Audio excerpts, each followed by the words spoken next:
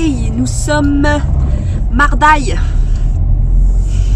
Il est 17h48 et je vais...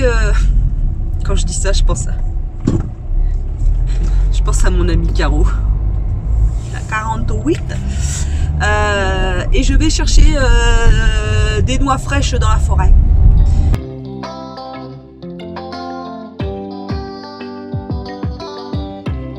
Non, je plaisante, je vais à grands frais les chercher. Voilà. Ouais. Et en même temps, je vais faire le plein. Voilà. J'ai besoin d'un manteau. C'est le vêtement que je n'ai pas racheté depuis ma perte de poids. Vous voyez le sourire?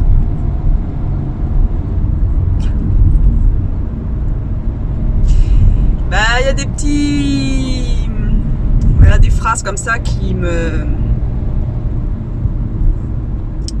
Ça m'émeut, voilà.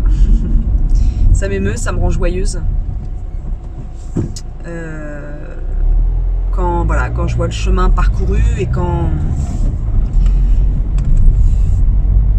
Je le fais de moins en moins et je me suis dit...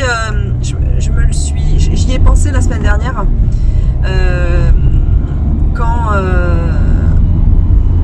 j'ai mis, je sais plus quel vêtement, qu'est-ce que j'étais en train de mettre comme...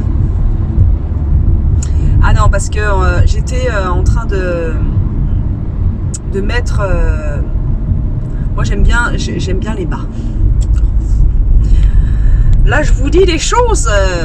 Et j'étais en train de mettre mes bas et j'ai été émue. Voilà, il y a des gestes comme ça, des phrases, des gestes que je fais des fois. Et c'est... j'apprécie le moment, quoi. Je vis l'instant présent tout en faisant l'acte, en me disant mais qu'est-ce que c'était compliqué avant, ne serait-ce que pour une paire de bas, il fallait que je cherche pendant des heures et des heures sur internet, sur des sites américains ou le bon prix, enfin des sites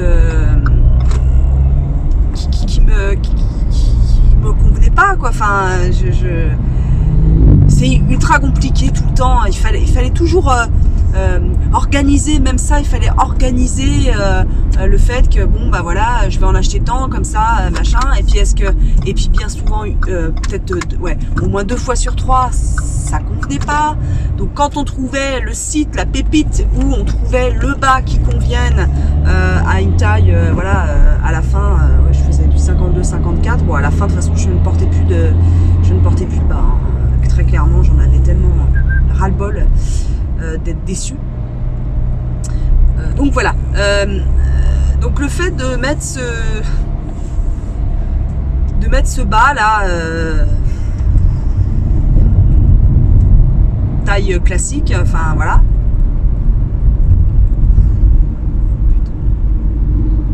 Il y a une défilongée de bagnole. Putain, c'est pas possible.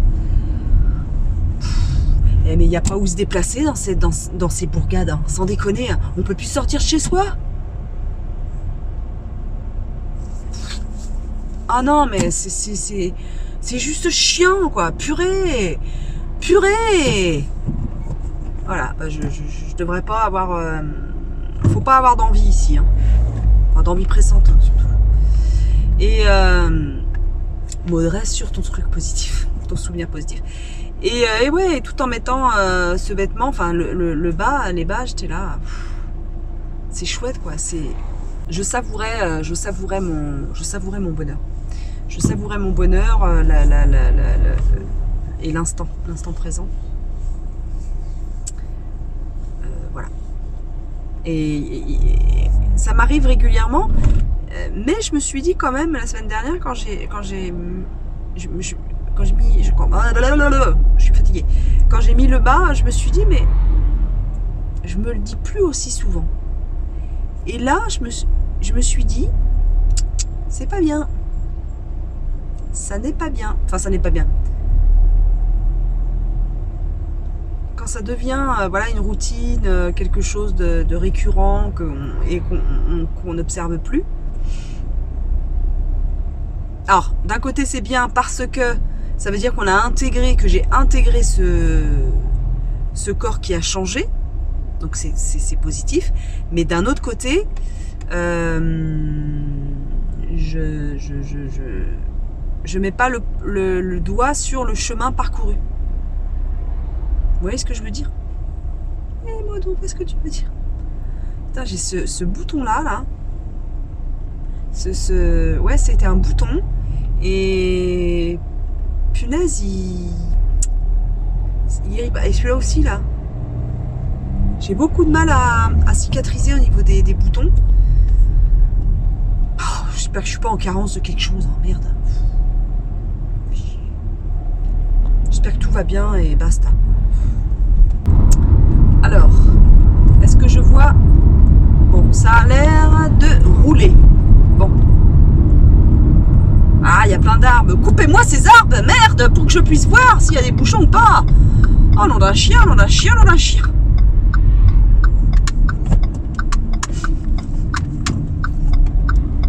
C'est pas du possible. Toute cette verdure. Nous ne voyons pas le bitume. Nos impôts servent à quoi si c'est pas à déforester? Quelle est drôle, mais quelle est drôle! À quand le spectacle? À quand?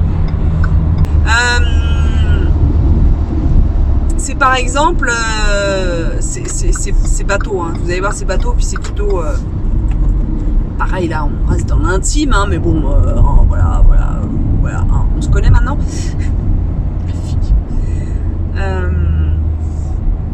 C'est quand j'ai commencé vraiment à perdre du poids au bout de, allez, on va dire au bout des 15 kilos, 15-20 kilos, quand je m'essuyais aux toilettes.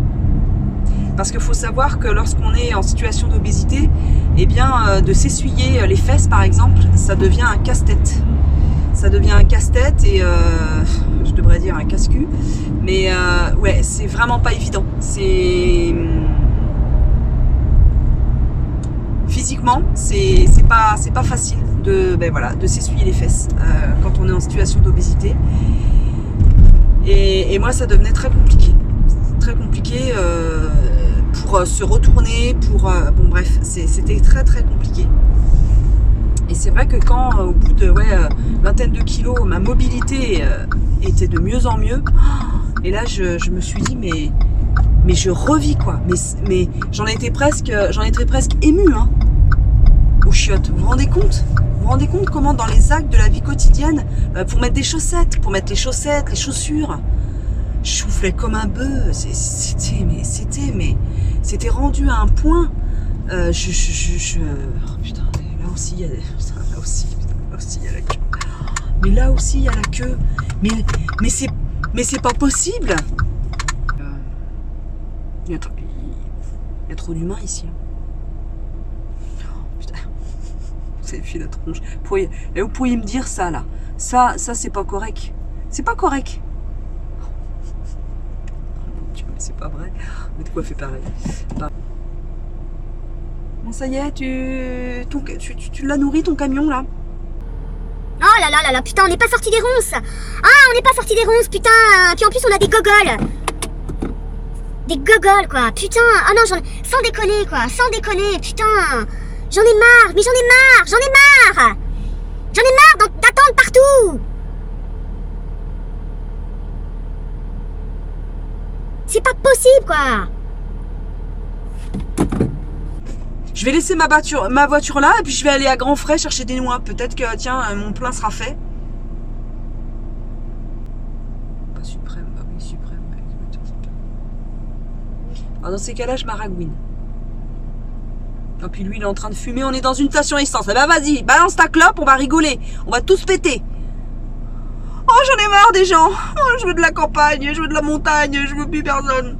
Je ferai des vlogs nature avec des images et puis des cuicuis d'oiseaux partout. Oh, please, sortez-moi de là. C'est pas possible, on est dans un monde de fou, de ouf. Bon allez, je vous laisse sur ces bonnes paroles. jeu d'ail.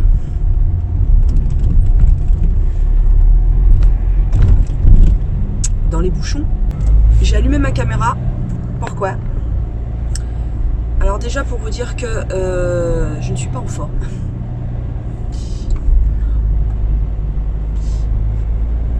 Je suis extrêmement fatiguée depuis 2 jours. J'ai la tête dans le nuque, ça se voit. Et il y a des sujets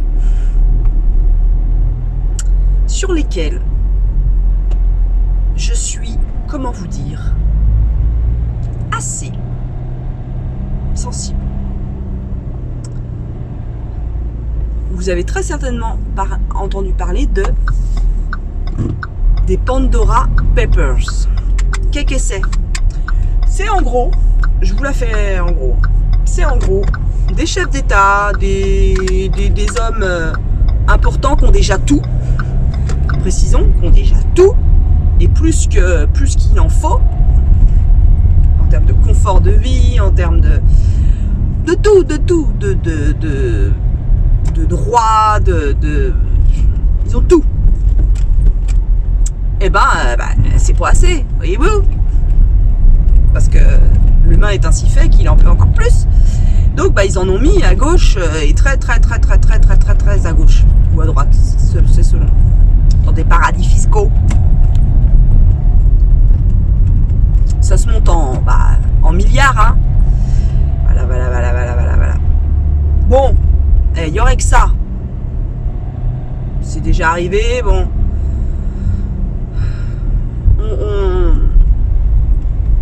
La pendaison n'existe plus, merde.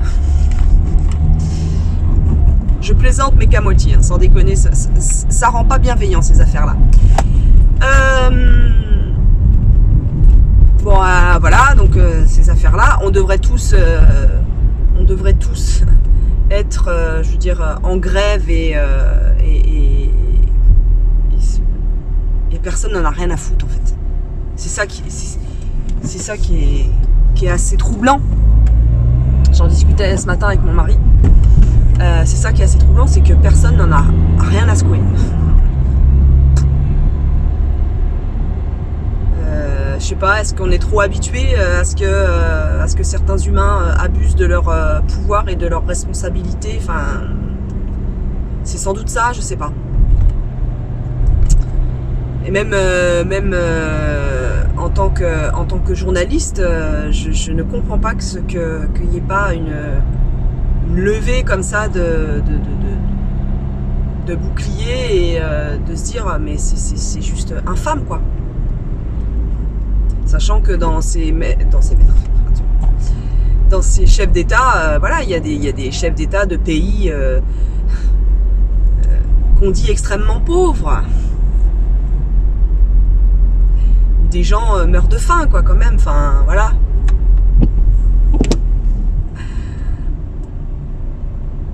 Où des gens sont réprimés, n'ont pas le droit de montrer leur corps, n'ont pas le droit de faire n'ont pas le droit de sortir seuls, n'ont pas le droit,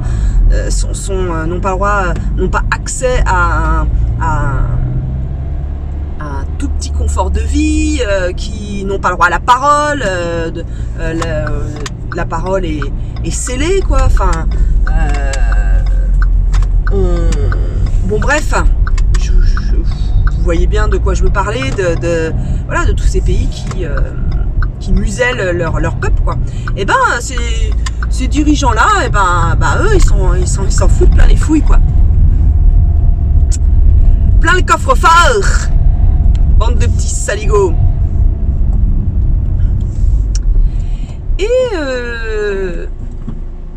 Et donc, je vais arrêter là sur ce sujet parce que, quoi en dire de plus à part que c'est déranulé et que on devrait tous, voilà. Bref, c'est comme ça. L'humain est ainsi fait, malheureusement. Moi, je voudrais parler en fait de la loi qui a changé là sur l'attribution et la diminution des allocations chômage, qui me révulse, qui me révulse, qui me donne envie de vomir. Pour celles et ceux qui me suivent depuis un moment, vous savez que je suis passée par des moments de vie pas très simples, et ça a duré quand même une paire d'années, quoi. Et vu que j'avais vraiment un désestime, je sais pas si ça se dit,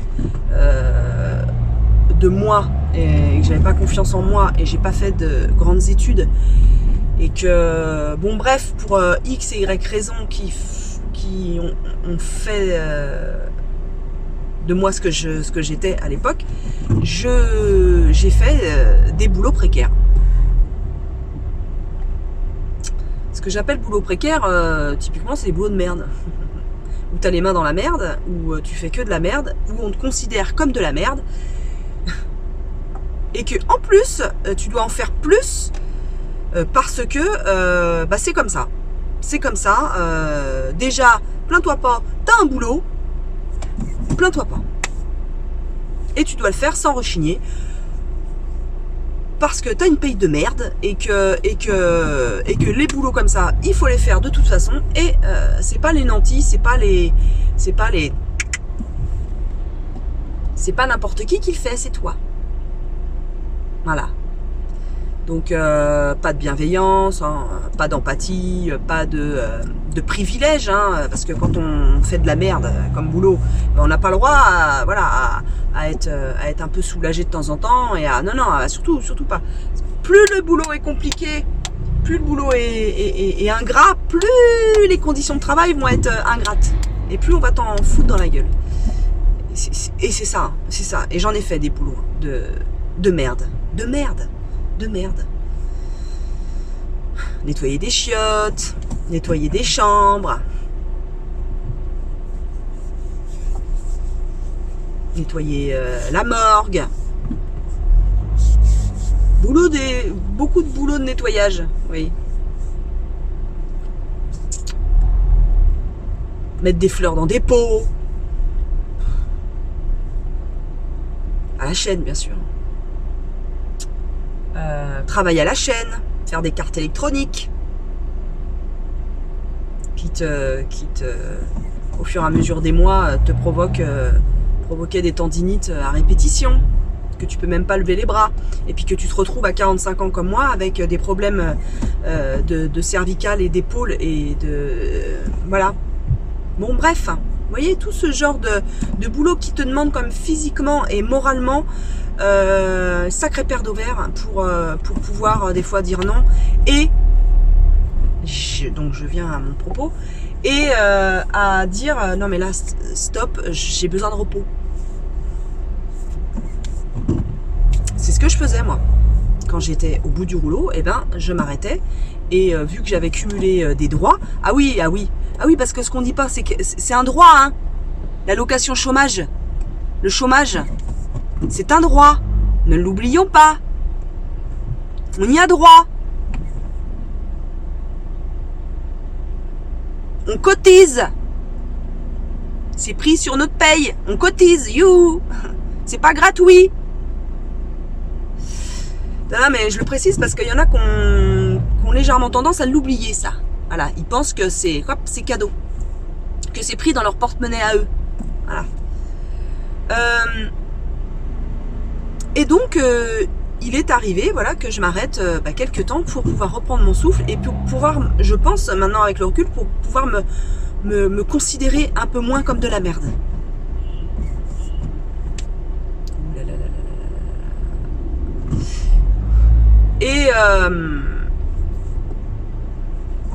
Et donc toucher le chômage, parce que vu que souvent c'était des emplois à temps partiel, etc.,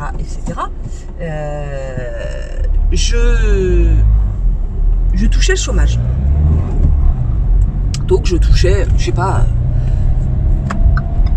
je devais avoir des emplois c'était des emplois à temps partiel bien souvent, donc ça dépassait pas les 800 € par mois, quoi, en général. Donc au chômage, je devais toucher, je sais pas, peut-être 700 €, un truc comme ça, peut-être des fois moins, ça dépendait du nombre d'heures, si vous voulez. Donc mon propos c'est, j'invite tous ceux, parce qu'en ce moment j'entends beaucoup parler, et quand j'étais au chômage, j'entendais beaucoup de gens critiquer les chômeurs, les demandeurs d'emploi, etc., et dire qu'ils profitaient, et dire que ceci, et dire que cela. Devant moi. Hein. Et en me disant régulièrement, oui mais toi c'est pas pareil. Bah si. Alors, à l'époque, je disais rien. Hein. J'avais honte de toute façon. J'avais honte. J'avais honte. J'avais honte de ce que je faisais. J'avais honte des boulots que je faisais. Pour moi, le travail, c'était une souffrance de toute façon. Et voilà.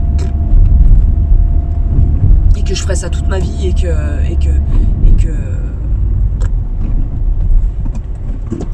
bref. Et que c'était normal que les gens, ceux qui travaillaient, ceux qui avaient fait des études, hein, ceux qui méritaient d'avoir des bons travails. À l'époque, je croyais hein, que tout le monde, ceux qui avaient fait des études et tout ça, qui me disaient ça, qui avaient un travail, je croyais que c'était des bons travails, moi. Je croyais qu'ils étaient heureux au travail. Alors que la plupart étaient malheureux comme les pierres. Bref. Donc bah moi je laissais dire les gens. J'ai hâte de toute façon. Ils ont le droit de dire ça de toute façon, hein. C'est vrai. J'ai un boulot de. Faut dire que j'ai un boulot de merde quoi. Je fais de la merde. Hein. Je suis quelqu'un de merde quoi. Je suis une merde. Voilà. Et depuis quelque temps quand même, je me rebiffe. Je ne suis plus en précarité, bien que je suis en contrat aidé. Donc je suis encore dans les fichiers de Pôle emploi. Mon employeur perçoit une aide pour m'embaucher. Donc je suis encore dans le système d'emploi aidé, d'emploi précaire, etc. J'y suis encore. Et régulièrement, là en ce moment, j'ai parlé avec des gens de ce sujet, de cette allocation chômage, et qui me disent oui, moi je connais des gens qui abusent du système et qui ont des petits boulots et puis qui se mettent au chômage et puis qui reprennent et puis qui se mettent au chômage et puis qui reprennent et puis qui se mettent au chômage et puis qui reprennent. Mais heureusement qu'ils ont droit à ça. Mais heureusement quoi. Heureusement qu'ils peuvent se reposer ces gens-là. Sans déconner quoi. J'invite tout le monde. Et là je suis en colère, mais vraiment en colère. J'invite tout le monde. Tous ceux qui ont des emplois normaux. Tous ceux qui ont des emplois normaux, classiques, qui gagnent plus que le SMIC, qui ont un niveau d'études, des emplois normaux, classiques quoi, soit de bureau, soit peu importe, mécano, peu importe, boucher, bref. J'invite toutes ces personnes-là. Je ne dis pas que leur travail est pas dur. Je dis pas ça. Je dis juste que quand tu es considéré dans ton travail, quand tu as un certain niveau d'études, et quel que soit ton niveau d'études, quand tu as des compétences et quand tu as un vrai métier et que tu as appris à le faire et que tu es payé pour bien faire ce métier et que dans ton équipe tu es considéré un tant soit peu, etc., qu'il y a une ambiance correcte, etc., machin. Je demande même pas la bonne ambiance, une ambiance correcte où tu vas au travail avec le cœur plus ou moins léger. Donc j'invite toutes ces personnes-là qui se sentent comme ça à leur travail, etc., à venir effectuer les travails précaires, faire la plonge dans les restaurants. Qui aime faire la plonge au restaurant sans qu'il y ait je sais pas combien d'assiettes hyper lourdes, des plats, etc., qui, pour un salaire de misère.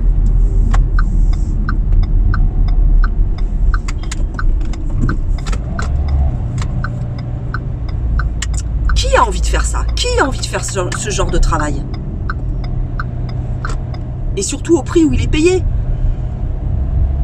Qui a envie d'être homme ou femme de ménage? Qui? C'est pas un rêve. On rêve pas, on se lève pas un matin en disant quand t'es petite, oh maman, je d'être femme de ménage. Il n'y a pas une Barbie femme de ménage ou homme de ménage. Il n'y a pas un Ken, homme de ménage.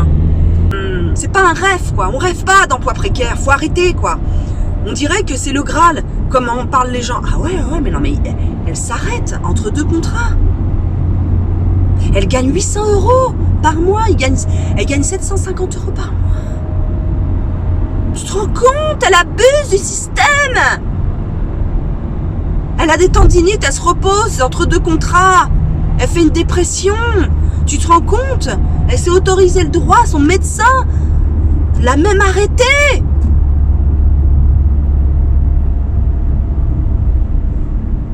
Oh, dis donc, ça lui permet de ne pas emmener son enfant chez la nounou ou à la crèche. Ça lui permet d'élever son enfant, d'être présent pour lui. Oh,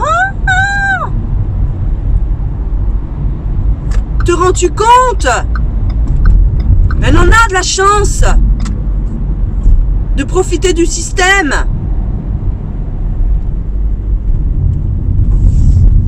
Je caricature, hein. Et encore. Donc tout ça, moi, ça me fout les boules. Ce genre de réflexion, j'ai envie de dire aux gens, gardez-les. Gardez-les parce que c'est indécent. C'est indécent, c'est malveillant, c'est méchant. Et ça fait du mal aux gens. Voilà, ça fait du mal aux gens. Quand est-ce que les gens ils vont arrêter de faire du mal aux gens en parole? Et à être envieux de celui qui n'a rien, quasi rien. Vous pensez que moi, avec 700 ou 800 balles par an, par mois, j'avais une vie de rêve? On en parle de la vie de rêve. T'as accès à quoi comme logement? T'as accès à quoi quand t'as moins de 1000 balles par mois? Ou même quand t'as 1100 € par mois, t'as le droit à quoi comme logement? T'as le droit à quelle dignité?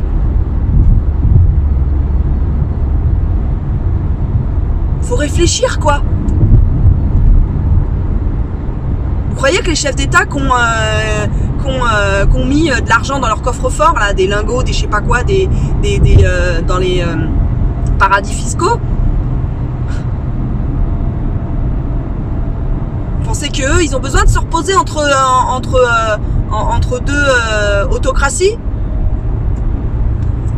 Vous pensez entre 2 peuples qu'on torture? Vous pensez qu'ils ont droit?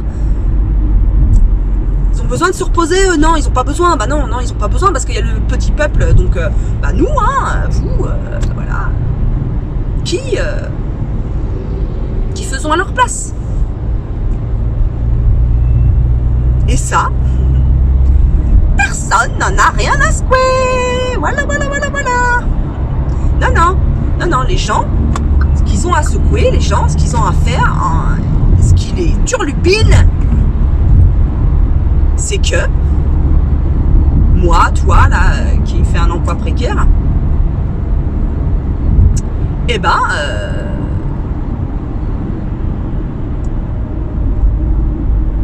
allez là, que toi, là, ouais, toi, petit profiteur du système, là, c'est que leurs voisins, leurs voisines profitent du système en détournant des sommes astronomiques.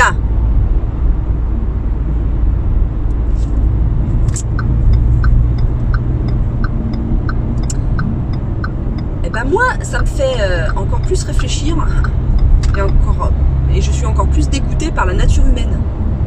Voilà. Parce que si les gens perdent leur temps à reluquer leurs voisins ou leur quelqu'un de leur famille ou je sais pas quoi, une amie ou une connaissance qui gagne un petit salaire par mois, qui n'est pas considéré à son travail, qui fait un emploi de merde, qui nettoie la merde des autres, ou qui a un emploi de service, hein. Les emplois de service sont les moins rémunérés en France et les moins considérés. Eh bien, j'invite... Oh, ça pue, la station d'épuration. Oh là, je vais vomir. Donc, j'invite toutes ces personnes-là qui ont l'œil comme ça sur les gens qui ont des emplois précaires, à bien s'occuper de leur huc, à bien s'occuper de leurs affaires et à bien s'occuper de leur life et de leur vie et de leur... voilà. Occupez-vous de vos fesses. C'est clair, hein, je veux dire, je peux pas le dire autrement. Occupez-vous de vos fesses. Occupez-vous de votre vie au lieu de vous occuper de la vie des autres. En fait. Parce que les accidents de la vie, ça arrive. Ça peut arriver à tout le monde. Les gens qui n'ont pas fait d'études, pour X ou Y raison, c'est pas de leur faute. On n'est pas tous nés une petite cuillère dans la bouche, quoi. On n'est pas tous nés avec un cerveau bien constitué, et on n'a pas tous eu une enfance de rêve ou une enfance classique qui te permettent de bien être équilibré au niveau du cerveau, quoi. Voilà. Ce qui après nous conduit à avoir une scolarité peut-être merdique ou à se considérer de telle manière que on va vers ces emplois-là, voilà. Et puis aussi, il y a comment est vu le travail dans nos sociétés. Si on faisait un réel travail, un recadrage sur comment on vit le travail, comment on est au travail et comment est vécu le travail par la société, il n'y aurait pas tout ça, il n'y aurait pas ces emplois on les ferait bien sûr, mais avec des payes doublées. Tiens, on veut doubler la paye des profs. Bah, doublons aussi tous ces boulots précaires. Voilà, c'était mon laïus sur ce sujet des allocations chômage. Vous avez le droit de ne pas être d'accord avec moi. Vous avez le droit, il n'y a aucun souci. Dites-moi et dites-moi en commentaire ce que vous pensez de ce sujet-là, des Pandora Papers, des allocations chômage, du chômage, des emplois précaires, tout ça. Voilà. Je vous laisse, ça fait plus de 24 minutes que je parle, mais j'avais besoin de m'exprimer là-dessus parce que ce matin je suis partie le cœur gros, et j'en ai gros comme dirait Perceval. J'en ai gros et j'en peux un peu plus de tout de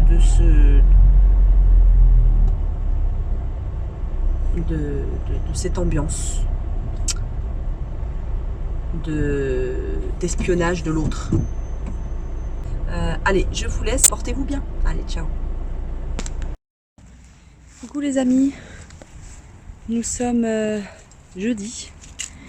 Il est, je sais plus quelle heure il est, je sais plus. Il est 16h12 et je viens de rentrer. Je suis partie un tout petit peu plus tôt de la Cocotte parce qu'en fait je me sentais pas très bien. Grosse fatigue, j'ai très mal au cervical et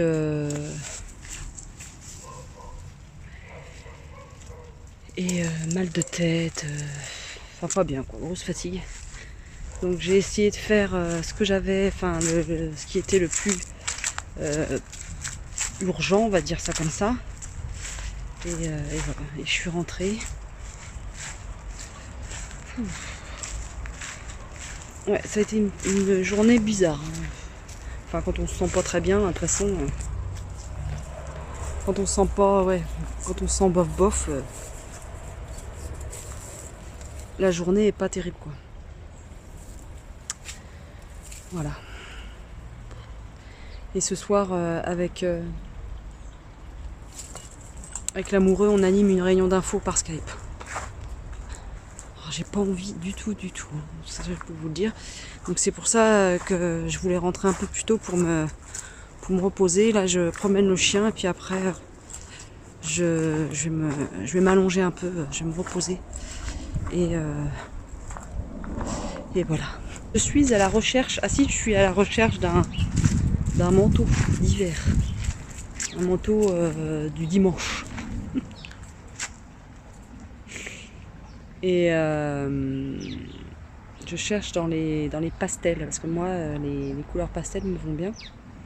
Donc soit rose pastel, soit lilas. J'aime bien aussi le lilas ou le bleu pastel. Voilà. Donc j'ai regardé sur Vinted. Il y a des choses, mais soit je trouve ça trop cher pour de l'occasion, soit la forme ne me convient pas parce qu'il y a vraiment des formes oversize. Et alors je veux pas que ça soit cintré, trop cintré non plus, mais je veux pas que ça soit oversize. Je vous laisse, je vous dis à très vite pour une nouvelle vidéo. Voilà, allez, salut.